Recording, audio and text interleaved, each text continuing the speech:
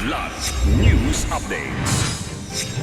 Sa ating mga balita, mahigit 30 million pesos na halaga ng shabu at cocaine nasamsam sa Taguig. 6.6 million pesos na halaga ng financial assistance inilabas ng DSWD para sa mga apektado ng bagyong Christine. Anime-themed mascot para sa Holy Year 2025 ipinakilala ng Vatican. Ako po si Cesar Soriano, kasama ang buong pwersa ng Kidlat News Channel para ihatid ang nangungunang mga balita sa buong kapuluan. Ngayon, Arestado ang isang 34 anyos na lalaki sa buy-bust operation sa Taguig City. Sa report ng Southern Police District o SPD, nakuha sa lalaki ang 4.5 kilos ng hinihinalang shabu na may street value na 30.6 million pesos at 6.9 grams ng hinihinalang cocaine na may halagang 36,570 pesos. Kita sa video na walang palagang lalaki ng inaresto ng mga pulis. Ayon sa SPD, nasa halos isang buwan nang minamanmana ng pulisya ang operasyon ng suspect. May record din umano ang suspect at nahuli na rin siya dahil sa iligal na droga noong 2016. Kasalukuyang nakadetene ang lalaki sa Taguig Police Headquarters at nahaharap sa kasong paglabag sa Comprehensive Dangerous Drugs Act of 2002.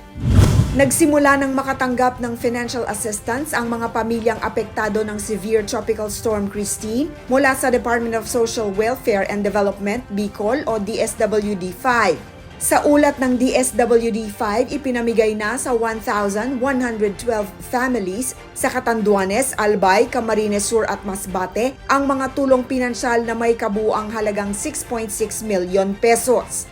Nakikipag-ugnayan din ng naturang ahensya sa iba't ibang lokal na pamahalaan para sa karagdagang financial assistance distribution at nakaschedule na ang distribution sa mga lalawigan ng Sorsogon at Camarines Norte. Ipinakilala ng Vatican sa publiko ang isang anime-themed mascot para sa Holy Year 2025. Ayon sa ulat ng Veritas Philippines, ang mascot ay nagngangalang Luz na nangangahulugang liwanag sa Italian. Dinisenyo si Luz ng isang Italian artist na si Simone Legno. Nakasaad din sa naturang ulat na ang mascot ay para sa younger audiences. Magsisilbi rin itong gabay para sa lahat ng bibisita sa Vatican. Si Luz ay may suot-suot na dilaw na sailor's raincoat na sumisimbolo sa watawat ng Holy See. Kapansin-pansin din ang maduduming boots na suot-suot ng mascot na siyang kumakatawan sa mahaba at mahirap na paglalakbay ng pilgrims. Opisyal na magde-debut si Luz sa Lucca Comics and Games, ang pinakamalaking comics, video games and fantasy convention sa Italia, at maglalaan ng oras at espasyo ang Dicastery for Evangelization ng Vatican para sa Luz and Friends. Para sa Kidlat News Updates, ako si Rosalyn Sinchonko, nag-uulat.